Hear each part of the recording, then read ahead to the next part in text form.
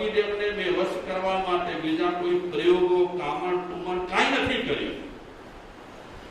પહેલી વાત, મારા પતિદેવોને શું ગમે છે, એમને જે ગમે તે હું કરું છું. એમને પ્રસન્નતા શેનામાં રહે છે, એમની પ્રસન્નતા પ્રમાણે હું પ્રવૃત્તિ કરું છું. એવા થોડા જાદુ બતાવ્યા, ઇલમ બતાવ્યા. કોને વશ કરવા માટે? પતિને વશ કરવા માટે. સત્યભામાને કહે છે કે ત્યારે સ્વપ્ને પણ હું 5 પતિ સિવાય કોઈને પણ ઈચ્છતી નથી. કઠિનમાં કઠિન કામ હોય ને તો દ્રૌપદીજીનું છે. બહુ કઠિન કામ છે. કઈ રીતે? ભલે 5 પાંડવો સાથે પરણી હતી, પણ ફિક્સ દિવસ નક્કી હતા. 5 પાંડવો દ્રૌપદી પાસે જતા ન હતા. ફિક્સ દિવસ નક્કી હોય. તે સમયે દ્રૌપદીના મનમાં 5 પાંડવો પૈકી એક જ પાંડવના વિચાર રહેલા હોય, સિવાયના પાંડવોના વિચારો ન હોય. બહુ કઠિન કામ હતું દ્રૌપદી માટે. અને એટલે જ કહેવાય છે કે બીજી સતીઓ છે પણ દ્રૌપદીજી મહાસતી છે. કઠોર વ્રત દ્રૌપદીજીનું હતું. અને એ દ્રૌપદીજી 5 પાંડવોને વશ કેવી રીતે કર્યા એની વાત સત્યભામાને કહે છે. બેન, પતિદેવથી વિરુદ્ધ હું ક્યારે પણ કોઈ પ્રવૃત્તિ કરતી નથી. પતિદેવ જમી લે પછી હું જમું છું. પતિદેવો ઉઠે એ પહેલા હું ઉઠી જાઉં છું. આ બધી કેટલીક વાતો સત્યભામાને દ્રૌપદીએ કહી. ત્યારે દ્રૌપદીને લાગ્યું કે ખરેખર પતિદેવને વશ કરવા માટે દ્રૌપદીજી પાસે આ કિમિયા છે અને આવા કિમિયા છે. આવા કિમિયાને જોઈતા ન હતા. આ સત્યભામાને તો એવા કિમિયા જોઈતા હતા કે હું જે રીતે પતિદેવને નચાવું તે રીતે પતિદેવ નાચે. પણ દ્રૌપદીજીએ કીધું કે પતિદેવની પાછળ જવું, પતિદેવને પ્રસન્ન રાખવા માટે એમની ઈચ્છા પ્રમાણે વર્તવું. આવી કેટલીક વાતો સત્યભામાએ જાણી. આ આદર્શ છે મહાભારતની એક વ્યક્તિ એટલે કે દ્રૌપદીજી. બહુ આદર્શ છે. ઇતિહાસમાં એવા હજારો ઉદાહરણો છે. ધર્મ માટે, સદાચાર માટે, દેશાભિમાન માટે જેમણે પોતાની જાન પણ કુરબાન કરી છે. આપણે ઐતિહાસિક કેટલાક પાત્રોને યાદ કરીએ.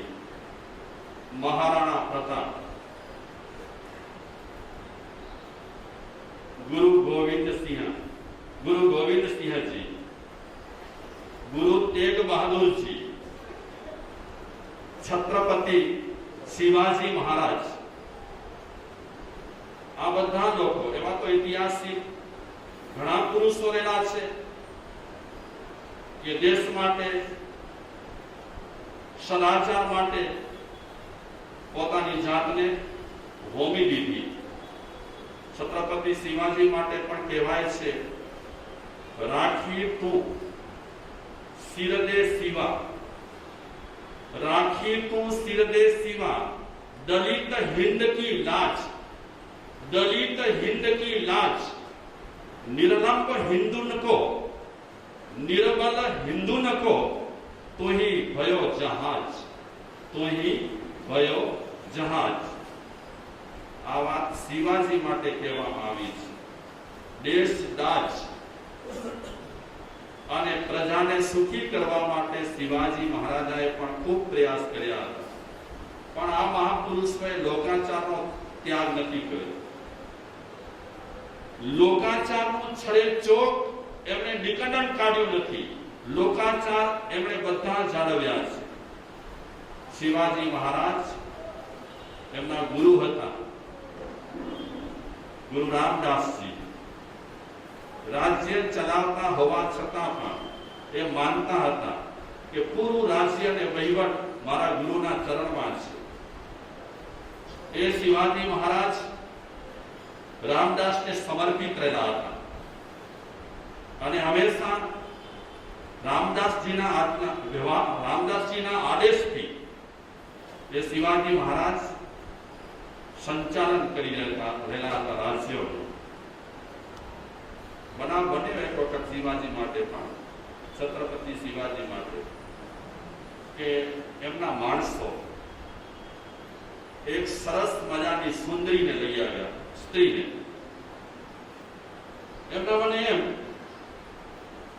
કે આપણા મહારાજાને આવી સરસ મજાની સુંદરી આપીશું તો મહારાજા બહુ ખુશ થઈ જશે. લઈ આવ્યા સુંદરી. સૈનિકોને પૂછે છે શિવાજી મહારાજ કેમ? તો શિવાજી મહારાજાને કહે છે એના સૈનિકો કે આપના માટે અમે ભેટ લાવ્યા છીએ. બહુ ગુસ્સે થયા. કોના પર ગુસ્સે થયા? સૈનિકો પર. કે શિવાજી મહારાજ તમે શું સમજો છો? હું અત્યારે ધર્મ મર્યાદા અને આચાર સંહિતા ક્યારે પણ તોડવા માટે તૈયાર નથી. તમે જે વ્યક્તિને લાવ્યા છો, જે સુંદરીને લાવ્યા છો, એ સુંદરી તો મારી માં છે, મારી બેટી છે, મારી બહેન છે. એ બહેન સાથે વાતચીત કરે છે શિવાજી મહારાજા અને બહેનને કહે છે અગર જો તારા જેવી માતા હોત તો હું પણ રૂડો રૂપાળો જન્મત. આદર્શ રીતે શિવાજી મહારાજા એ સુંદરીને માતા બનાવી.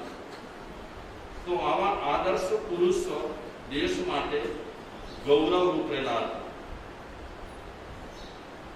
આપણે નમો હરિહંતાણં બોલીએ, શાંતિનાથ ભગવાનનું નામ બોલીએ, બીજા ધર્મ અનુષ્ઠાનો કરીએ, પણ આપણા જો આદર્શો નહીં હોય તો આ બધા ક્રિયાકાંડ થઈ જશે. દેશાચારનું પાલન કરવા માટે પણ પૂર્વ ઋષિઓએ આપણને સૂચના આપી છે કે દેશાચારનું પાલન પણ કરવા જેવું છે. વાત કરું હું તેગ બહાદુરની.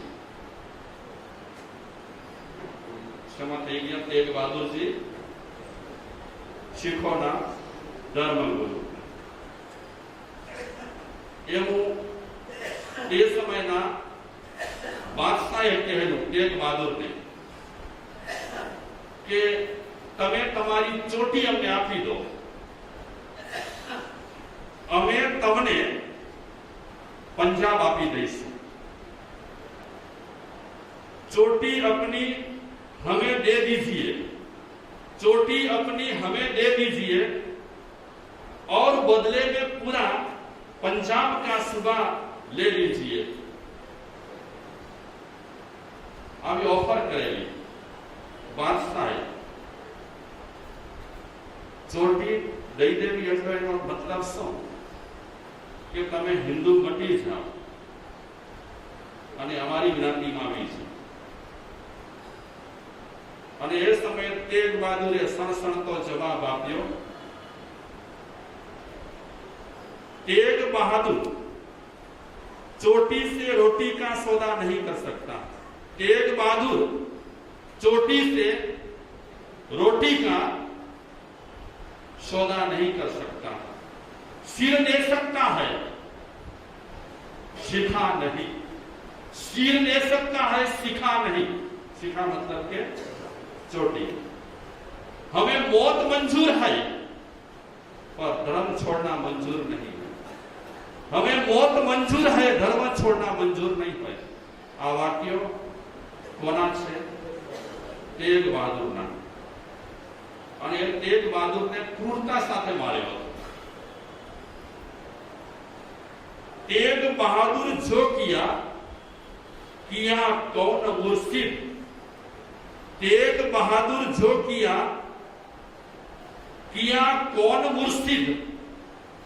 सर दिया सार न दिया, શરદિયા સાર ન દિયા, સાચો અમર સહિત, સાચો અમર સહિત. સર આપવા માટે તૈયાર થયા પણ સાર ના આપી. આવા બહાદુર પુરુષો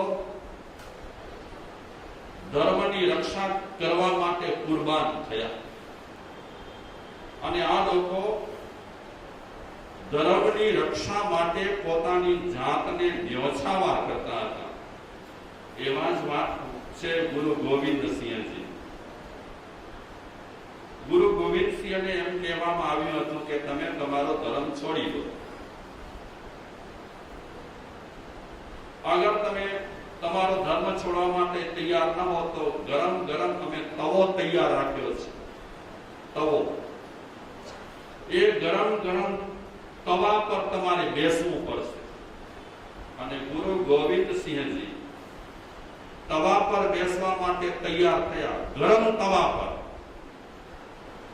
પણ ધર્મ છોડવા તૈયાર ન થયા.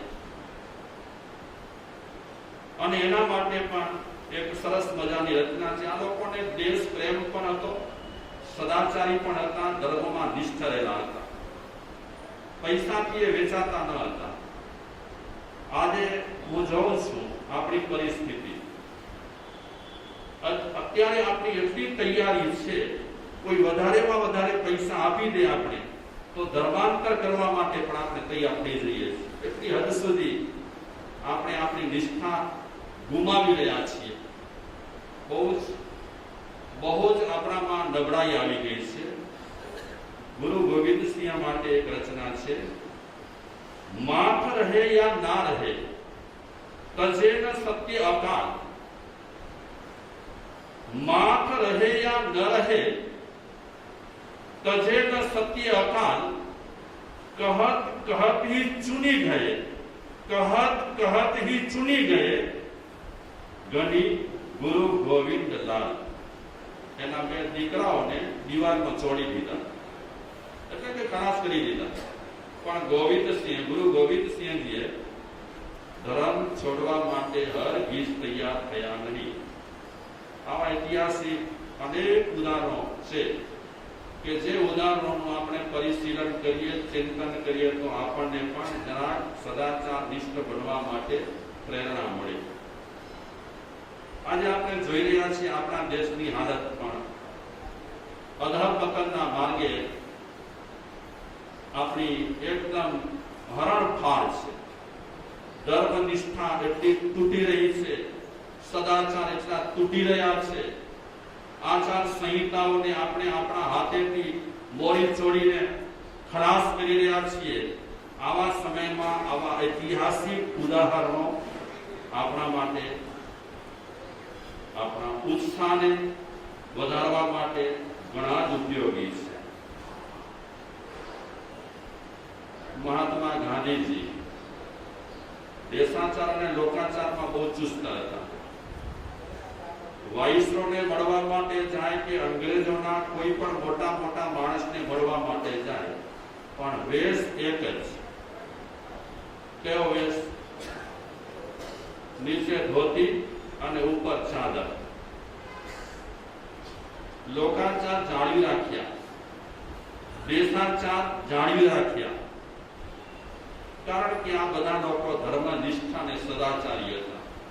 સ્વામી વિવેકાનંદ જ્યારે વિદેશમાં ગયા ત્યારે એમનો વેશ હતો નીચે ધોતી અને ઉપર ચાદર. વિદેશમાં ગયા હતા તો ત્યાંના લોકોએ થોડી મજાક પણ એમની કરી કે આવા વેશે તમે આ દેશમાં ફરશો તો લોકો તમારી મજાક કરશે, વેશ ચેન્જ કરો, પેન્ટ શૂટ પહેરો અને અહીંયા લગાવો, શું કહેવાય, ટાઈ લગાવો. ધર્મનો પ્રચાર કરવા માટે તમારે આ વેશ છોડવો પડશે, અહીંની પ્રણાલિકા તમારે અપનાવવી પડશે. આવું કહેનારા કોઈકે કીધું સ્વામી વિવેકાનંદને. ત્યારે સ્વામી વિવેકાનંદ કહે છે કે તમારા દેશમાં દરજીઓ સંસ્કૃતિનું નિર્માણ કરે છે. તમારા દેશમાં દરજીઓ સંસ્કૃતિનું નિર્માણ કરે છે, અમારા દેશમાં સદચારિત્રથી સંસ્કૃતિનું નિર્માણ થાય છે. બે સાથે કઈ લેવા દેવા નથી. અને મને ક્યારે વિચાર આવે કે આટલા વર્ષ થઈ ગયા આપણે પણ કઈ ચેન્જ કરીએ, પણ નહીં. ઘણા વેશ અને ઘણા આચાર એવા રહેલા હોય છે બહુ રૂઢ થયેલા હોય. એ રૂઢ આચારો લોક ભોગ્ય રહેલા હોય. કેટલાક રૂઢ આચાર્યોમાં જરૂર ફેરબદલી કરવા જેવી છે, પણ કેટલાક રૂઢ આચાર્યો બહુ જ ઉપયોગી છે. આચારો રૂઢ આચારો વર્ષો સુધી અને વર્ષોથી જે ચાલે આવતા હોય છે એમાં કાંઈક મહાપુરુષોની, શિષ્ટ પુરુષોની ફૂંક પણ રહેલી હોય છે. એક નાનકડી વાત કરીને વાત અને આ વિષય આજે પૂરો કરવો છે. વાત એવી કરવા માંગુ છું કે એક સરપંચ નવા બન્યા, પહેલી જ વખત ચૂંટાયા હતા, એટલે એને બહુ હોશ, કાંઈ હું નવું કરું. નવા ચૂંટાઈ આવ્યા એટલે એને ધૂન જાગી કે હું નવું કાંઈ કરું. એમાં બન્યું એવું કે એક વર્ષોથી રસ્તો ચાલતો હતો, એને નવું કરવાની ધૂન જાગી હતી, એટલે આખો રસ્તો બંધ કરવાની એની ઈચ્છા થઈ કે નવો રસ્તો આપણે હવે ચાલુ કરીએ. તો એક ભાઈ એના ઘરે આવ્યા અને પોતે હાજર ન હતા, સરપંચ, એની દીકરી હાજર હતી. તો એ ભાઈએ સરપંચની પૂછા કરી કે ક્યાં ગયા છે? તો દીકરીએ કીધું મૂર્ખાઈ કરવા ગયા છે. દીકરી ડાઈ હતી એટલે જવાબ આપ્યો મૂર્ખાઈ કરવા ગયા છે. તો પેલા ભાઈએ પૂછ્યું દીકરીને કે કેમ એમ આમ બોલો છો, આવો જવાબ આપો છો? તો દીકરી આ બધી સ્ટોરી કહી કે વર્ષોથી એક ગામનો રસ્તો ચાલ્યો આવે છે, ટૂંકો રસ્તો છે, ગામના લોકોને આ રસ્તો સારો પડે છે, પણ મારા બાપુજીને એવી ધૂન ઉપડી છે કાંઈક હું નવું કરું.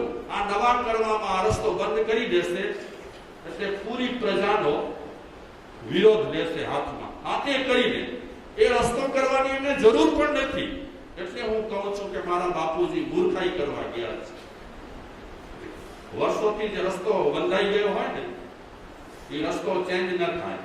તો આપણા સમાજમાં જે કેટલીક રૂઢિઓ ચાલતી હોય એ વર્ષોથી બંધાઈ ગયેલી હોય, અને જે રૂઢિઓ વર્ષોથી બંધાઈ ગયેલી હોય એ રૂઢિઓને આપણે ચેન્જ કરવા જઈએ. કેટલીક રૂઢિઓને ચેન્જ ઓટોમેટિક થાય છે અને કેટલીક રૂઢિઓ બહુ સારી પણ છે સમાજમાં. તો આજે આ પ્રસિદ્ધ દેશાચારનો જે મુદ્દો છે એને વિરામ આપવું છે.